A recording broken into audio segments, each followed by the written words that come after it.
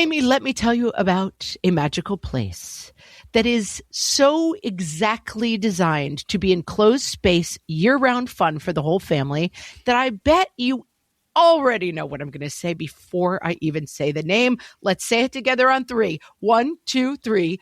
Great Wolf Lodge. You got it, Amy. My kids loved Great Wolf Lodge when we went. You probably already know that it has a huge indoor water park with a wave pool, lazy river, a bunch of massive water slides. But then your pack can hit the other attractions because, wait, there's more. Great Wolf Lodge has adventure-packed attractions like Magi Quest, a live-action game kids can play throughout the lodge, plus the Northern Lights Arcade. Spent some quality time there, so your kid who loves the lazy river and your kid who loves fantasy games will both have a great time. Great Wolf Lodge also offers great dining options and complimentary daily events like nightly dance parties, all under one roof. Unpack the car once and you're settled in to have fun. And with 22 lodges across the country, you're always a short drive away from adventure.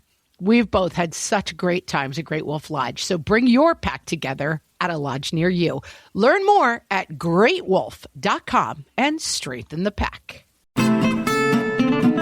Why do these kids need dinner every night? What fresh hell? Laughing in the face of motherhood. When you open the closet. With Margaret Abels and Amy Wilson. Their brains are rotting. They're never going to go to Harvard. A podcast that solves today's parenting dilemmas so you don't have to. Oh, this looks hard. This looks taxing. Hello, everyone, and welcome to What Fresh Hell, Laughing in the Face of Motherhood. This is Margaret. And this is Amy. And today we're talking about a back to one for 2-1. 2-1 back to one, we're calling this. I like it. We're not going back to 1 January 1st because that's insane this year. This was something that our listener Dana suggested on our Facebook page. She said, help me make 2-1 back to one a thing. I'm not ready for resolutions on January 1st. The tree is still up. The kids are still out of school. I think February 1st is the perfect day to start good habits for the upcoming year. And we were like, gosh, wish we thought of it. 2-1 back to one. We're like, you're not wrong, as it turns out. We're going to make it a thing this year. Amy, I want you to start. For those who don't know, we've talked about it many times. Give us a back to one definition. Back to one is something that happens on a TV or film set. You do a take of a scene. And then after the director yells cut, they check to make sure they have the take. And then they will almost always say back to one. You're never going to do a scene once. Back to one, the assistant director yells, and that means all the actors go back to one. If, somebody takes off a coat, the wardrobe person runs on and gives them the coat back. It could take a long time to set everything back to one, depending on what the scene is. But it's just what you say before you do it again. Everybody has to go back to the place where they start the scene. Cameras, people, cookies that get passed from hand to hand, everything. And we've always really liked this term, Margaret and I, because it indicates a resetting without feeling bad about it. There's a total expectation. Of course, you're going to do it again. You do it 12 times to get the take that you need. And so it's just starting over and going back and resetting the things you need to reset without the sort of hair shirt of why can I never manage to read more books? Or whatever it is. Yes, and it goes along very well with my phrase of the year, which I have expressed, which is... I thought it was this can't be fixed. It's this can't be fixed. Okay. No, they go hand in hand because this can't be fixed and back to one they're the yin and the yang. They're a perfect marriage because the fact that there is always laundry to do in my house, the fact that the laundry is always undone, it can't be fixed. My friend Mark gifted me with this phrase, this can't be fixed. And the reason I like it is because there are so many things about being a mom that can't be fixed. So there's no point in raging against the dying light of like, why do these kids need dinner every night? I mean, rage if you want. But the fact is, there are constants about motherhood that are deeply unpleasant, Amy. Yes. And rather than trying to fix those things, my mother-in-law once came up from our basement where our dreaded dank laundry room is and said, good news, I finished the laundry. To which I probably too sharply retorted, I found that happiness only exists when you realize you're never finished with the laundry. Like finishing the laundry is the wrong goal. Going back to one on the laundry is the right goal because, Amy, this can't be fixed. Yeah. So fixing isn't the goal, right? Having the right hamper system so that you'll never have too much laundry again is not a good goal. And then being frustrated with yourself that you had this whole plan that you're going to do laundry every Wednesday and then that kind of fell apart. Don't feel bad about that. We're saving ourselves the feel bad part, the feeling that this is a thing that should never have to be hard again, and accepting, embracing the continuity of it and trying the thing that kind of worked. Just because something has stopped working to make laundry easier for you doesn't mean, oh, well, that has to be set on fire. You can just simply reset and try to make Wednesday laundry day again. Exactly. And what I like about Back to One is that it takes the pressure off of doing the thing, but it also takes the pressure off of not doing the thing. And I'm going to give you an example.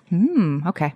This weekend was extremely cold and windy, and we're in the middle of like pandemic outbreak number 642.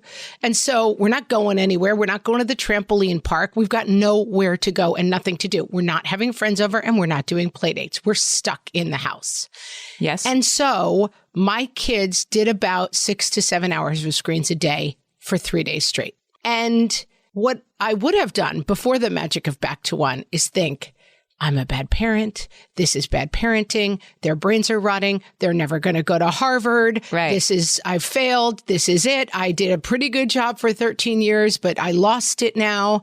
And instead, I say to my husband, we're going to have a heavy screen weekend and we'll go Back to One on Tuesday. And that's why I really like this idea of February Back to One, because in January, you're coming off of the holidays. You're having post-holiday letdown. You're doing all the terrible chores. You're like, rah, rah, taking the tree down, and it's kind of tragical and sad. And it's just a bummer. And so that's no time to also be like, I only eat kale now. It just seems like such a bad idea. It occurs to me when you're saying like the screen time Back to One, it also really helps with the kids to present it this way. Like I have a Back to One I need to do with one of my high school students right now. That high school student, I just saw clear evidence this morning per a Twitter post that I looked at it and it said like that, 8 hours ago that this child had posted something about like a sports team, completely innocuous. The point isn't what this child posted. The point was that it was 8 hours ago. And I was like, when was 8 hours ago? Well, 8 hours ago at that point was 1:30 a.m. Oh my. And so it was like, okay, so I have a kid who stays up too, a night owl, the teenager night owl, I have the house to myself kind of thing. There's a Back to One required. Like 1:30 is too late on a school night to be on social media, right? Like you need to be going to bed. But if I can present it to this kid as this is something that happens. We all kind of stay up too late. We all kind of find ourselves doing this. There's a gentle reset that has to occur without the how many times do I have to tell you preamble that might otherwise be added on. That's right, because our goal isn't perfection. Our goal is that we understand about ourselves that we constantly slide into bad habits and behavior that's not the best for us. And it's not that like, oh, well, we failed. Time to give up. It's like, oh, right, this can't be fixed. Like I'm a night owl. Right. I'm always going to get into this bad habit, but let's go Back to One and set the firm bedtime at 11 and get the screens out of the room and whatever it happens to be. It's such a calmer and gentler approach to better living than like starting today. It's kale and cucumbers for me. Like it's never going to be that. So we're saying, though, that doing it sort of to one Back to One. I mean, it's the branding, right? This is the tail wagging the dog here. This is so good. We're going to make this work. But is there something to be gained from like, this is the time of year and we're just going to make up a different time of year because it can be any day that you want to think about what you need to reset? Is that worth having that sort of exercise? Is it worth consciously goal setting what you want to reset? Yes, because I think that it can be hard to come back to one if you don't layer some sort of Amy Wilson marketing on top of it, basically. That like, again, this weekend was so rough and cold and not being able to go anywhere. It was cold, guys. It was like 2 actual temperature and then the wind chill. Yeah. You couldn't go outside. It was miserable. You could not go outside. Even the hot tub was closed. It was freezing. And I found that the only thing I wanted to do was snack. And I just was like snacking and watching my phone. But I do give myself, okay, on Tuesday, because it was the holiday, I'm going to go Back to One. And I did. I got up this morning. I took a shower. I got dressed. My kids, I have a kid who has very, very long hair. And it's curly, so it forgives a lot. Like you can't really see what it's doing a lot of the time. But I realized as I went to send him to school this morning, the ends of it were like getting into like spiky, knotty strands. Like it's so bad. He hasn't washed it probably since Wednesday. And I was cutting gnarls out of the tips of it this morning because I was embarrassed to send him to school. And I said, okay, we have to go back. We do showers Sunday and Wednesdays. That's our shower day. My husband calls it, what is it? Wet Wednesday and shiny Sunday. Got to have a marketing gimmick. I like it. I agree. Yeah. But I mean, and again, before I had kids, I feel like I would have listened to this and thought, who cleans their children twice a week? That's gross. That's the best possible. That's as good as we can do. And I mean, you want this to be something that your kids are just doing, right? Like it's Wednesday, I got to shower. And maybe sometimes I forget it's Wednesday or whatever, but you're eventually handing these systems over to them. And then hopefully with that also is this similar notion of, yeah, I know that. I know I stay up too late on weeknights, on school nights. I do have to roll that back. Some sort of wanting to do the reset with you. Yeah. And it's such a more optimistic and self-confident point of view, which is, I know this. I know how to do this. I can do it. It can't be fixed, but I know the better path. All right. If I'm on the bad cold weekend path right now, it's fine because I know where the other path is. I've been on it before. I'll go back on it. I'm going to end back up on this bad path again, but that's okay. Yeah. We don't have to make it so pressurized and so crazy. You know, I'm going to take the back to one metaphor a little bit further. It just occurred to me. Please do. Because I say you do a full take of the scene and then you say back to one. You might not get through the full scene, right? Like take one of the scene might be the guy is supposed to enter and cross to the table, but he doesn't make it in time because he didn't time it right. So cut is called almost immediately and you're still going to do back to one. Like you don't have to play out 6 months of wet Wednesday and shower Sunday or whatever it is, right? It doesn't have to be like, oh, well, I'll wait for 2023 at this point. You know, you can almost immediately do a reset like, oh, I see what you mean. And an example that's just happening, again, you know, same, I have older kids. It's about handing over the responsibility. Those are the things we need resets on right now. It completely fell off my calendar. I just had a couple of days where I wasn't like in the calendar doing at 9 a.m. I do this at 11 a.m. It was more of a free form time. And so I didn't look at my calendar until last night to notice that my kid had to leave school early today to get to the dentist. And my kids are old enough now, like get to the dentist and I'll see you there. And in his calendar, we have shared calendars on the phone and all that kind of thing, but we're still learning this. And so it was news to this kid last night that he had to leave school early and he can't leave school early. And rather than me getting stuck on like, but we have a system. The system is, you know, it's in your calendar. You need to look at like, yes, he does need to look at his phone every time. He's not there yet. So I just said, you know, okay, if I looked at it, I would have reminded you. I also didn't look at the calendar. So I'm going to reschedule the dentist. Like, you know, it's fine. It's fixable. It isn't like burn the system. The system, which I've put in place like a couple weeks ago, like not all the kinks are out of it yet. So we're going to go back to one. Yes. And now let me make it clear that once it's in your calendar, the part that's going to be removed is mom checking the calendar and telling you what's on it. Yeah. Similarly, we have a little wheel on our front door. My kids' school, it sounds complicated, but they are on A, B, C, D, E, F days. Yes. Yes. My kid too. Right. So if there's a holiday every Monday, you don't always miss band. That sometimes is a C day, sometimes is an F day, whatever. But it's complicated. And we have a little wheel on the front door that says what day it is at school. And after the kids left, I'm calling my husband.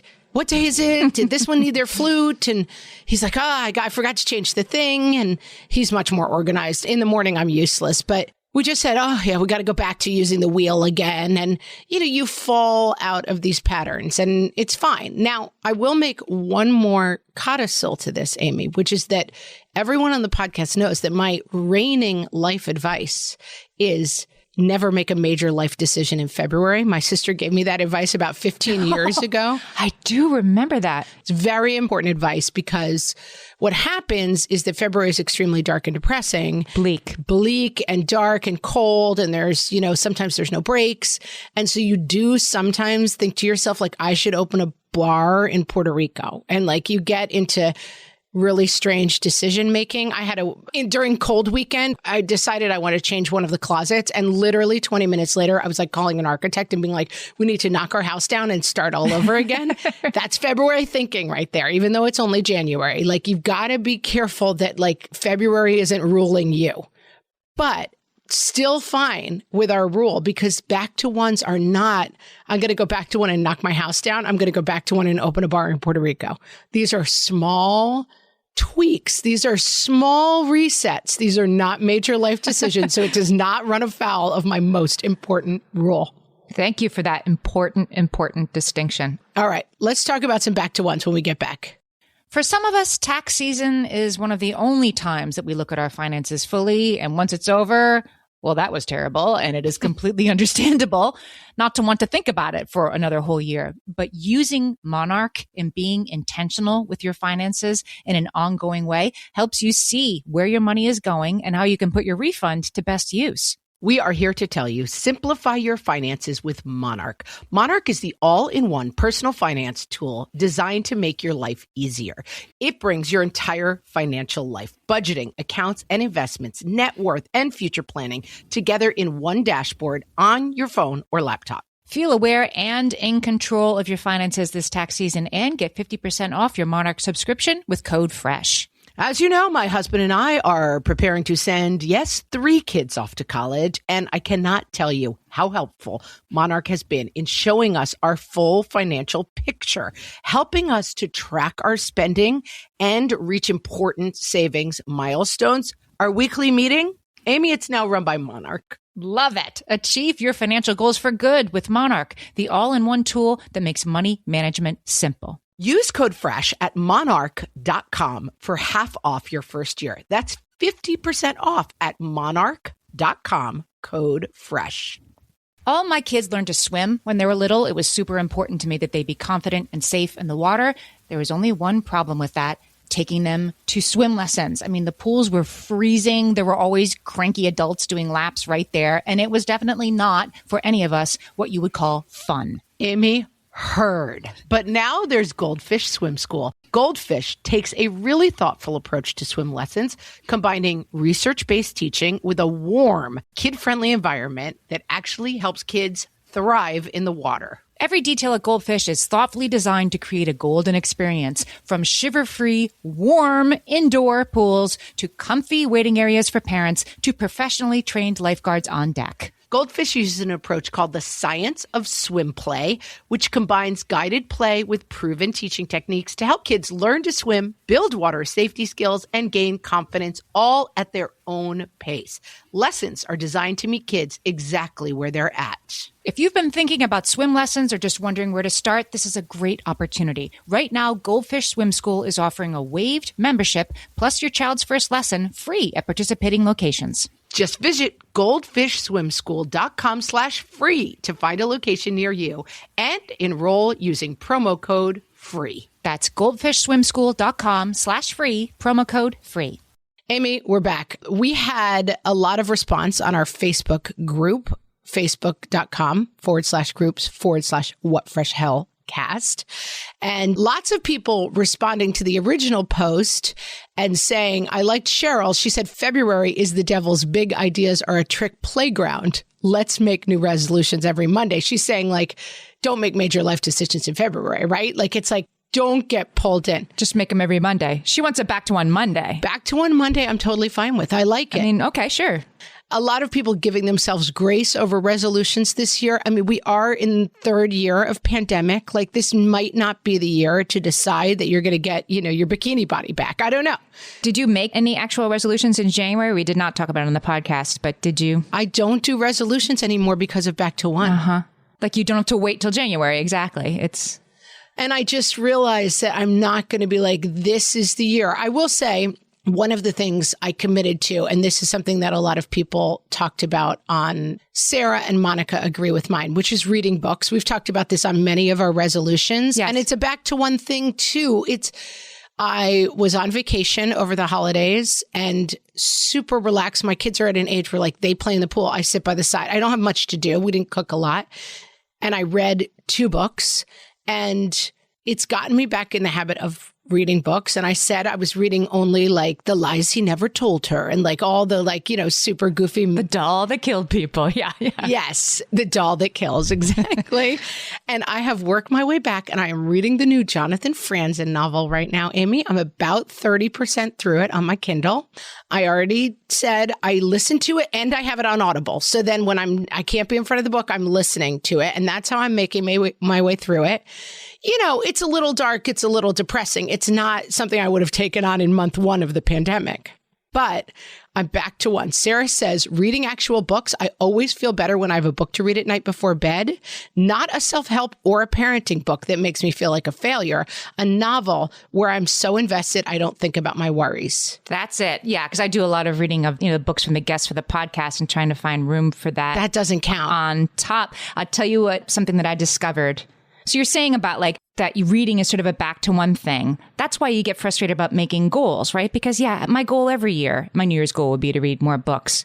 But that's okay, right? Like, of course, my goals are the same every year. I have the same areas that I, struggle with in my life. So yes, reading more books. And I picked up Piranesi.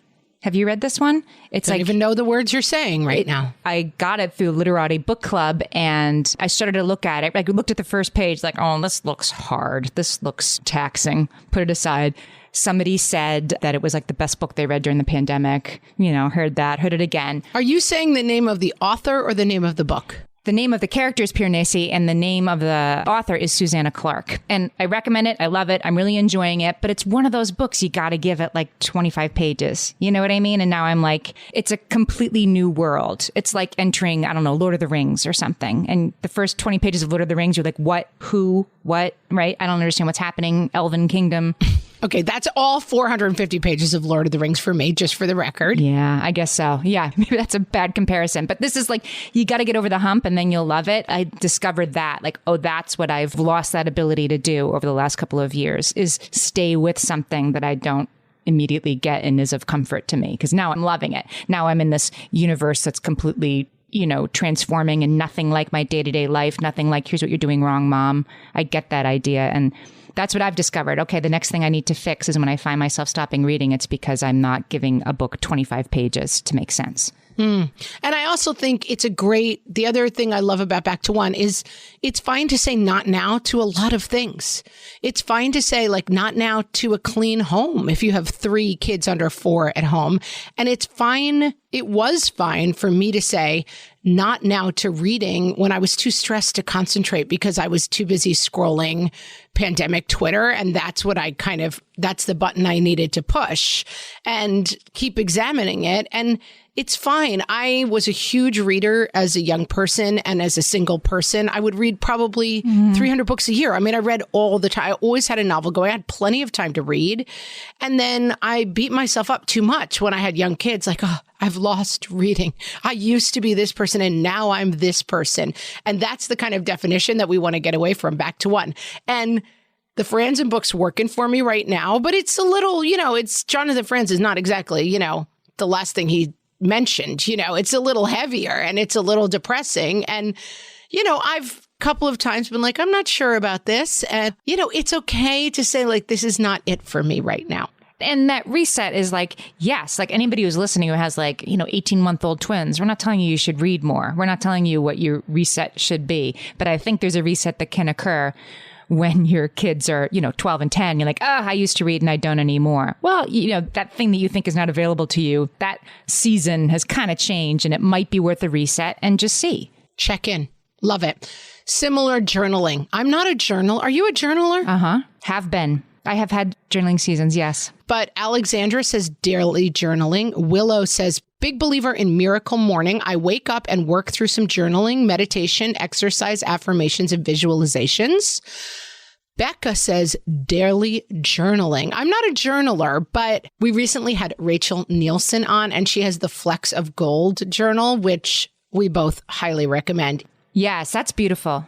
And it's one sentence. It's a sentence a day that just helps you. If you want to get back to journaling, it's a great way to sort of like take a minute of the day to write down a good moment, something you're grateful for. Listen to her interview, Our Fresh Take, because she talks a lot about the meaning of it and the usefulness of it. But it's just a reset, too, on kind of optimism and positivity where you're looking.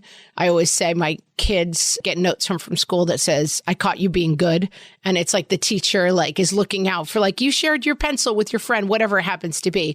It changes your mindset. So you're looking for positivity versus like the negative confirmation bias that you talk about, like, just another sign that everyone's after me, Yeah. And it flips that for you. And that's the perfect example because we actually talked about that. I mean, the book, The Flecks of Gold journal, it has entries for one sentence on a day of the year, and I honestly, I was sort of thinking in my head, like, oh, I should have done that Flecks of Gold journal, but oh well, I missed January 1st. So now see you next year. And she said in that interview, that's not true at all. You can start any day of the year. It doesn't matter when you start. It just matters that you try to make it a practice. And if you skip a week, then you skip a week. It's not in charge of you. It's something you want to move toward and make a habit. It's back to one, Amy. That's what it is. It's back to one. So back to one.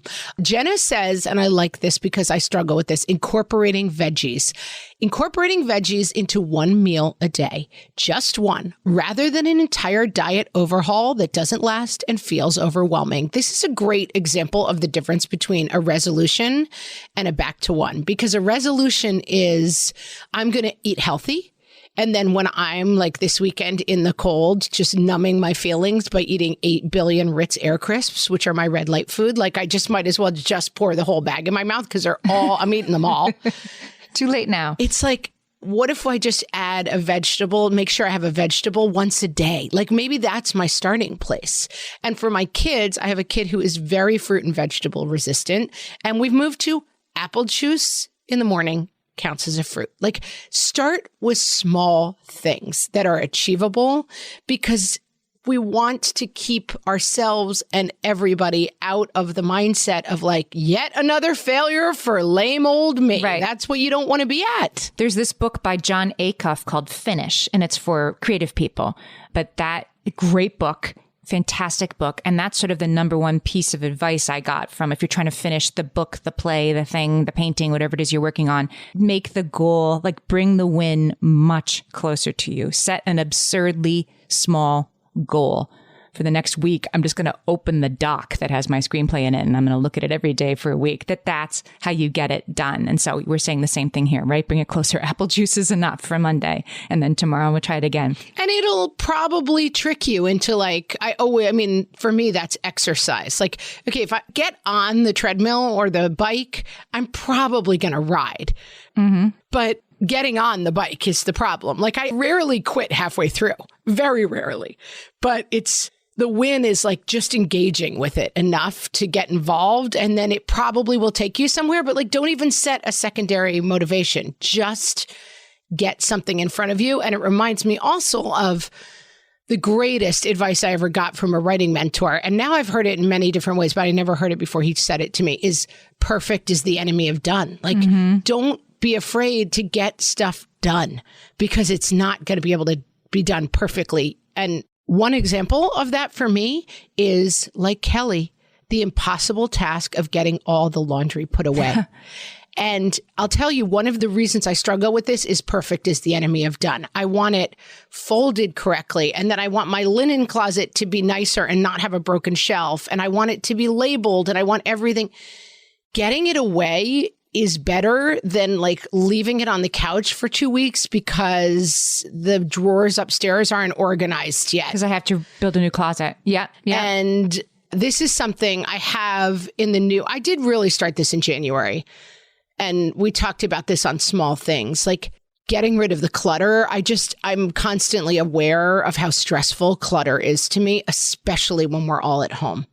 Because 5 people always in a house that's also dirty is too much for me mentally. And so I did take the first 2 weekends in January and really say, like, it's all hands on deck. Like, clean your room, organize the drawers, and vacuum the room. Like, back to one on the rooms. Get it all the way clean. Because I do think sometimes you're like, the flip side of perfect is the enemy of done is like, if you're just constantly like kind of putting a little bit more mess on top of the old mess, I find that very stressful. My problem with all of that is that I think sometimes I'm thinking of one mess in my house right now, which is our coat closet has like, bins of mittens and hats. And of course, every mitten doesn't have one to match it. It's just a mess. And every time I, hang up my coat, I look at that mess and like, I have to fix this. But I think I need like a long weekend to address the mittens and hats. Like someday I'm going to pull all that out. Like it's like I'm changing apartments or something. It'll take me 20 minutes at the most, 20 minutes to like I actually make it look good and have a back to one that in 6 months will have to be done again. It's not one and done. But sometimes I think I put this stuff off that would actually make my life happier. Like I'd be a little bit happier tomorrow if I opened the closet and the gloves and mittens weren't just a complete like when you open the closet, because I think it's an enormous task and it's not. Yeah, God. My husband and I talk about that all the time. We had something we had to do years and years and years ago, an office that needed to be cleaned out. And it just felt so Herculean as a task. Like, this is actually not possible to accomplish. And then his apartment, when we got married, I mean, he was a pack rat. He had like Lego sets from childhood. I mean, it was wild. And what it took was, and it wasn't 20 minutes, it was probably 12 hours of like hard work to get it done. But the feeling of having done it was incredible. But I think you can always put those as not nows too. You know, my mudroom right now is a mess. And I do find in the winter in New York, it's just like perfectly clean atom bomb, perfectly clean atom bomb. Like there's no like, oh, there's two socks there's two mittens out of the way. You know, it's just, I do find that is sometimes too taxing to constantly clean. So sometimes I'm like, here's bin of chaos. Y'all figure it out because you made the mess. Right. And I'm not always going to be perfect there. The problem is when the bin gets full, like I'm thinking of like a dog's bin, right? That has the snacks and the toys and the snacks she didn't like and the toys she didn't like and the other leash. And then all of a sudden that gets full. And then there starts to be stuff put like next to the bin or underneath the bin, right? When the thing to hold the things is itself so full that the things start to go other places. And it's time for it back to one. Amy, I'm also going to give you a strong, this can't be fixed on some of that stuff. It can't be fixed, but it also won't take 90 minutes to clean out the dog bin, right? If you're good at throwing stuff out, which I am, I can be ruthless. Which you are. All right, we'll be back with even more back to ones. My favorite skincare products actually feel more like self-care, like they're so nice to put on and they smell so good that I'm actually happy when I get to that part of my day. And I swear that is how I feel about Osea's anti-aging body balm. Amy, you are usually the lotions and potions queen on this podcast, but I have to say, hard agree. Osea's anti-aging body balm is a liquid silk body balm that combines the lasting hydration of a lotion with the firming power of a serum, leaving skin smoother and firmer. This body balm is clinically tested and designed to deliver visible results you can see and feel. So we've gotten to use this product for a couple of months now, and I swear I have really noticed firmer and smoother skin, like on the back of my hands. It's like getting a mini spa treatment from head to toe. Get a spring-worthy glow with clean, clinically tested skincare from Osea. And right now, we have a special discount just for our listeners. Get 10% off your first order site-wide with code FRESH at OseaMalibu.com. That's 10% off your first order with code FRESH at OSEAMalibu.com. Amy, when I'm having a good hair day, it usually makes my whole day better. And that's why on every day, I'm taking Nutrafol. Nutrafol is the #1 dermatologist-recommended hair growth supplement brand, and it's the #1 hair growth supplement brand personally used by dermatologists. Nutrafol's hair growth supplements are peer-reviewed, NSF certified for sport, and clinically tested. Nutrafol offers multiple formulas for men and women tailored to different life stages and lifestyle factors, so you get support that's actually right for you. Adding Nutrafol to your daily routine is easy. Order online, no prescription needed, with automated deliveries and free shipping to keep you on track. Let your hair be one less thing to worry about. See visibly thicker, stronger, faster-growing hair in 3 to 6 months with Nutrafol. For a limited time, Nutrafol is offering our listeners $10 off your first month subscription and free shipping when you visit Nutrafol.com and enter promo code LAUGHING. That's Nutrafol.com, spelled Nutrafol.com, promo code LAUGHING. And now, some fun activities to try during your 27th quarantine. From the What Fresh Hell podcast. Baking. Try out a new recipe. Sure, you've already made muffins, sourdough, snickerdoodles, and layer cakes, but there must be something you haven't made yet. How about stroop waffles? You probably haven't made those yet. Get outside. If you keep moving in minus 15-degree weather, you can barely feel the wind trying to actually peel the skin off your face. Get out there, moms. Get a pet. You've already gotten 2 dogs and a mini horse, and they're pooping everywhere and your life is in shambles? Well, maybe try adding an iguana. Shake things up a little. Learn a new language. The benefits of learning a new language include expanding your horizons, using a new part of your brain, and being able to curse out family members in secret. Start the mornings with a song. The song is We Don't Talk About Bruno. You will never get this song out of your head. You're already doing it. You might as well pretend it's fun. This has been some fun activities to try during your 27th quarantine. From the What Fresh Hell podcast. So I think this is an interesting take on the back to one. Missy, our friend who hosts Mom and ... pod, she says, I'm sitting here thinking my problem may be that I don't have a back to one. I have things I know make my day or life better, but I don't have a go-to. I currently feel so out of control that I don't know which reset button to push. I would really put in Missy's path to take a half an hour and sit down and just make a list of 5 things and decide which of those 5 things is most important. Like which of the things that feel out of control, you mean? Yeah, like for me, I'm like laundry feels out of control, but to me, it can't be fixed. Like I'm not going to try to invent another laundry system. I think laundry is just always a little bit out of control. And so, but for some people, I know for some people, it's like, okay, if I get a different laundry bin for each kid and they do their own laundry and only their laundry's in at one time, fine. If you can find a system. But for me, coming back to one in the new year was writing down the meals for I don't even want to call it meal planning because, I hate meal planning, but writing down what's for dinner. And again, it's only February and I have stopped doing it. I've lost it, but that's the thing that I need to keep going back to one. And it's not like I'm going to have quinoa and salmon under glass on Monday. It's spaghetti and meat sauce on Monday. It's tacos on Tuesday, whatever it is.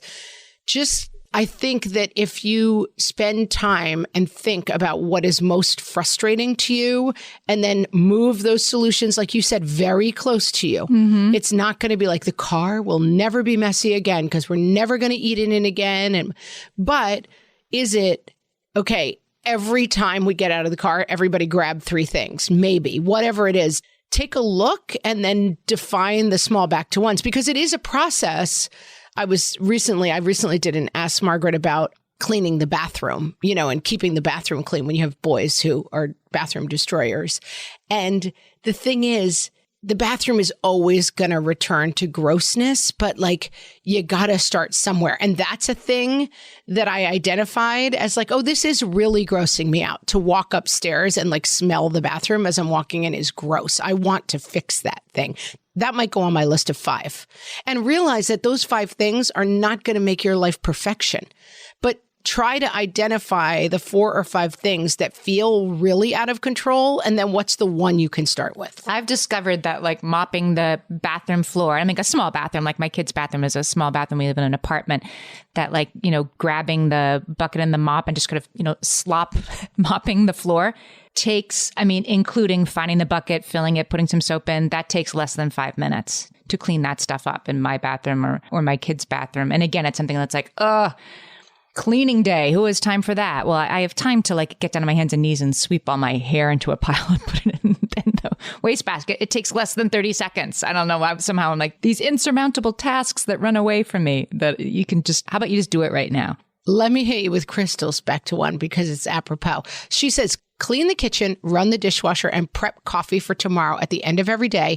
It takes 10 minutes at night. Even though I'm tired, I know my future self will thank me. Yeah. These are the small adjustments. And again, my husband is basically in charge of the sink because of all the tasks, dishes are I just find them so absolutely gross. And the minute there's old eggs floating in the water, I'm just we have to burn the house down. I can't face it, And this morning, again, because of our horrible weekend, we just had stopped doing dishes and we had some family over and it was a mess.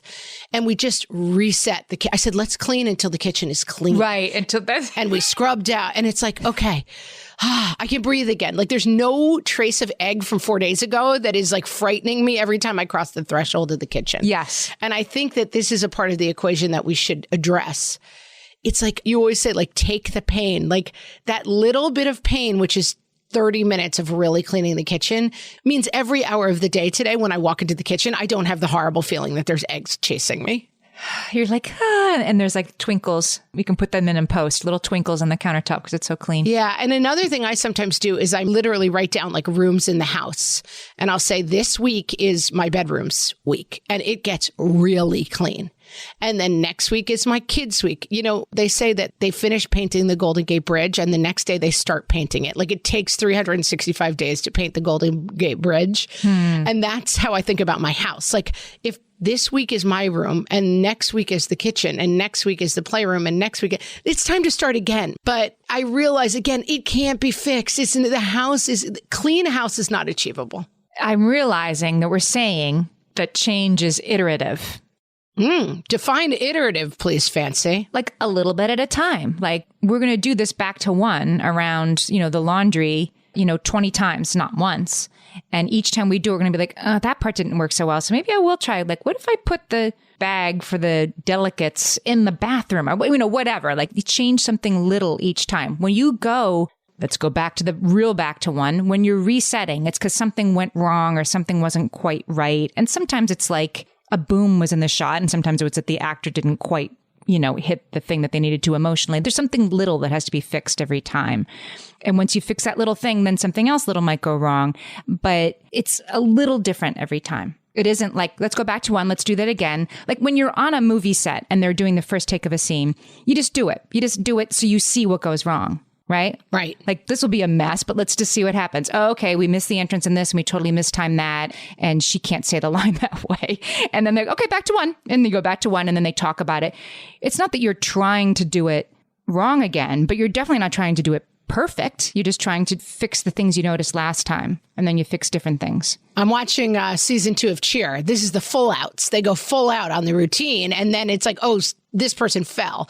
All right, we go full out again. Okay, that person fell again. Okay. Right. So that pyramid isn't strong enough. We need to get a stronger person at the bottom, whatever it is. It's like you're watching it to fix it. And I think the most important part about this is watching your story and giving yourself some agency in it can't all be fixed. It's never going to be perfect. But like, it's not just this house is always a mess because people are working against me and I'm the only one who cares. And it keeps you out of that story. And it's like, okay, how can we make this work a little bit better? And then you can also bring in our plan B that Stacey Haynes talked about on Fresh Take, which is, all right, people, how can we make this a little bit better? How can we make laundry a little bit easier?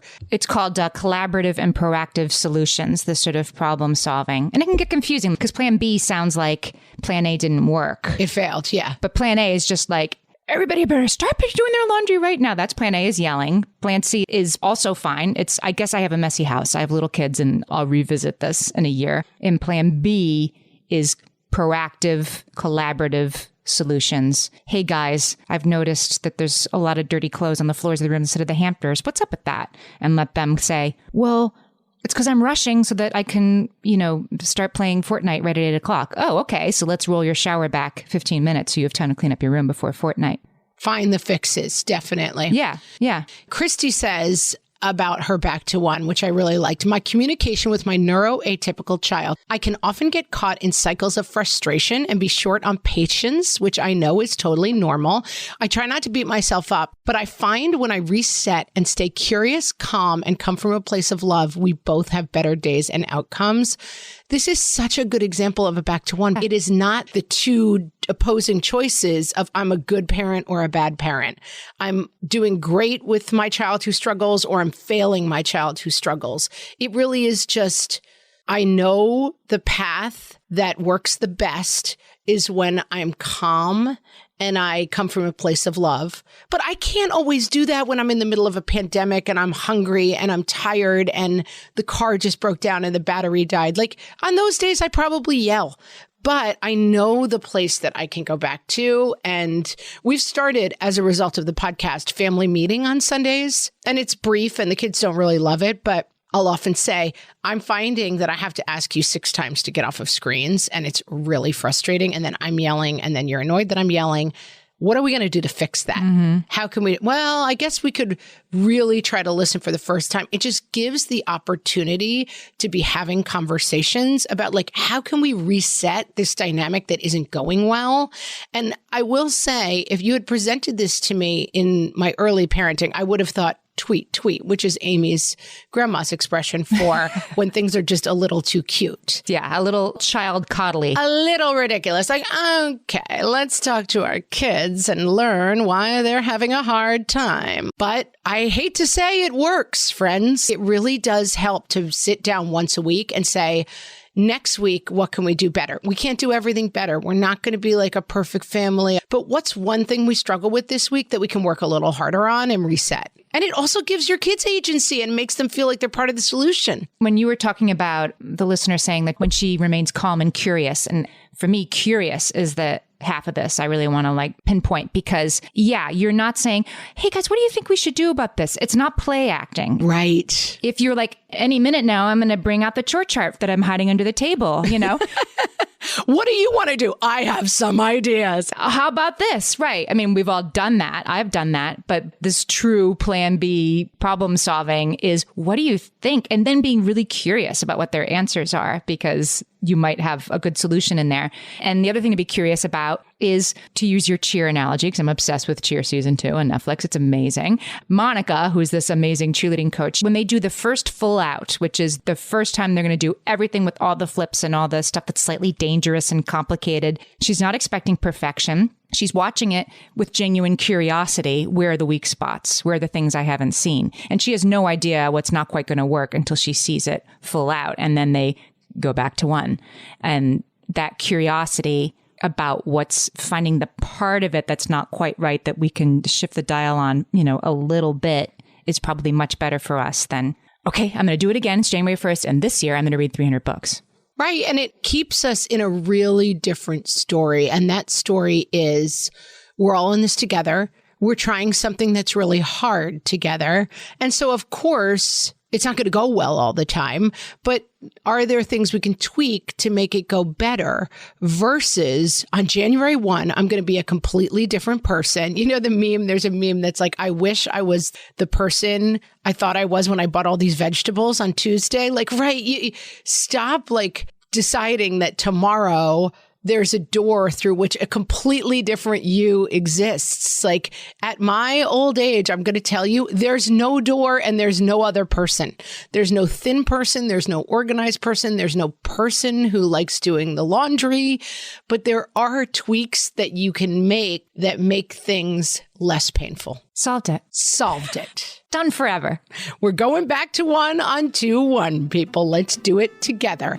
And if you need some support in your back to 1 journey, come join our Facebook group at facebook.com/groups/whatfreshhellcast. We are all talking it out over there, and come join the conversation. We love that community. Thanks as always for listening, guys, and for spreading the word about the show.